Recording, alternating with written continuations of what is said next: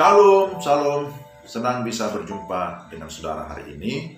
Dan sebelum kita membaca dan merenungkan firman Tuhan, mari kita berdoa. Kami datang kepadamu ya Tuhan, memohon hikmat dan pengertian. Kiranya Roh Kudus menolong kami, supaya kami dapat memahami kebenaran firman-Mu dengan baik. Dalam nama Yesus, kami sudah berdoa. Amin. 2 Korintus 5 ayat 20. Jadi kami ini adalah utusan-utusan Kristus. Seakan-akan Allah menasihati kamu dengan perantaraan kami. Dalam nama Kristus, kami meminta kepadamu, berilah dirimu didamaikan dengan Allah. Demikian 2 Korintus 5 ayat 20. Renungan kita saya beri tema berbicara tentang Yesus. Saudara-saudara, panggilan untuk menjadi saksi Kristus adalah bagian yang esensial atau yang sangat mendasar dalam kekristenan. Tuhan Yesus memanggil para murid, diperlengkapi, lalu diutus untuk memberitakan Injil. Dalam Kisah 1 ayat 8 disebutkan, tetapi kamu akan menerima kuasa kalau Roh Kudus turun ke atas kamu dan kamu akan menjadi saksiku di Yerusalem dan di seluruh Yudea dan Samaria dan sampai ke ujung bumi. Ini menjadi fondasi dasar bahwa setiap orang percaya dipanggil untuk menjadi saksi Kristus. Menjadi saksi berarti berbicara tentang Yesus. Dan itu tentu tidak mudah. Ada banyak tantangan. Bagi banyak orang, berita kematian dan kebangkitan Yesus bisa dianggap dongeng, hayalan, cerita bohong, rekayasa, dan menjadi bahan olokan bahkan caci maki. Tapi apakah dengan adanya banyak penolakan, maka kita harus berhenti atau stop menjadi saksi? Kita belajar dari kehidupan dan teladan seperti Rasul Paulus yang dengan tegas dan berani terus-menerus memberitakan Injil. Dia berkata, kami adalah utusan Kristus yang dipanggil untuk menjadi saksi. Sebagai saksi, kita seharusnya memiliki cara hidup yang berbeda. Perbuatan kita selaras dengan perkataan kita. Dan kasih Tuhan yang terpancar di dalam dan melalui tindakan-tindakan kita. Mari kita perhatikan, ada beberapa prinsip menjadi saksi.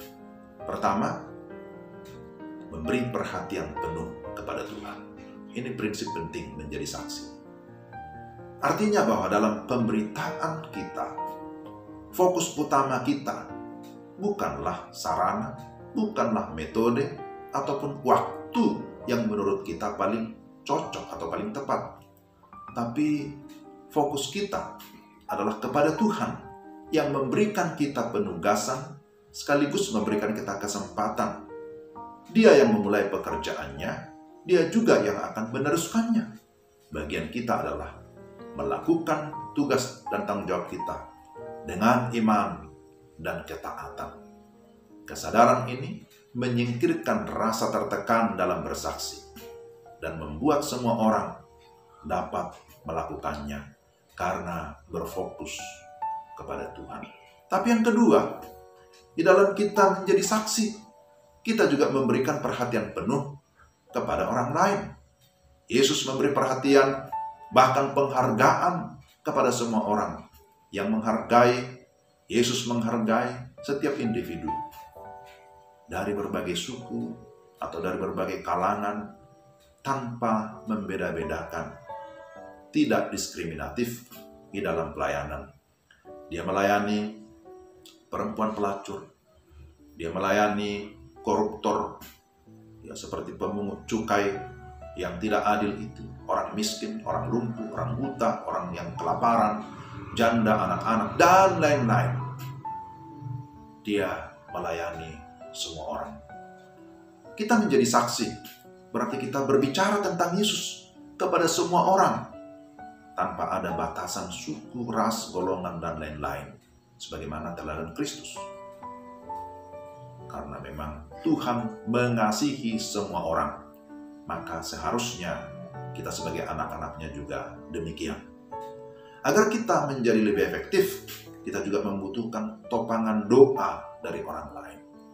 Paulus juga meminta agar jemaat mendoakan dia dalam pelayanan Sementara itu, kita juga terus berdoa untuk orang-orang yang Tuhan taruh di hati kita, agar mereka pada akhirnya dapat menjadi percaya kepada Tuhan. Sesungguhnya berbicara tentang Yesus kepada orang lain bukanlah hal yang susah. Tapi seringkali kita berkata bahwa penginjilan, memberitakan Injil bukan karunia saya. Akan tetapi berbicara tentang Yesus sekali lagi bukan masalah karunia rohani, tetapi masalah perhatian atau kepedulian. Pertanyaannya adalah, apakah saya menaruh perhatian kepada Tuhan dan juga menaruh perhatian kepada orang lain? Apakah saya peduli kepada keselamatan orang lain? Ataukah yang penting aku sudah aman, aku sudah selamat, dan masa bodoh peduli amat dengan orang lain?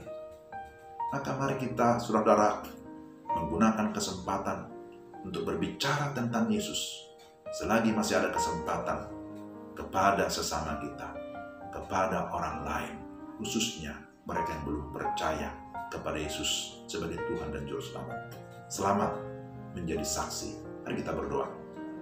Tuhan, terima kasih untuk firman-Mu hari ini yang mengingatkan kami untuk tugas yang mulia yang Tuhan berikan untuk kami laksanakan. Berikan kami hikmat, berikan kami kemampuan dan juga kepedulian untuk melihat bahwa Tuhan mengasihi semua orang. Maka berita tentang kasih, berita tentang Injil harus kami beritakan, karena untuk itulah Tuhan memanggil dan menyelamatkan kami. Pakai kami sesuai kehendak-Mu di dalam nama Tuhan Yesus. Amin. Sampai di sini renungan kita. Tuhan memberkati saudara sekalian dalam melakukan segala tugas kita di sepanjang hari ini. Shalom.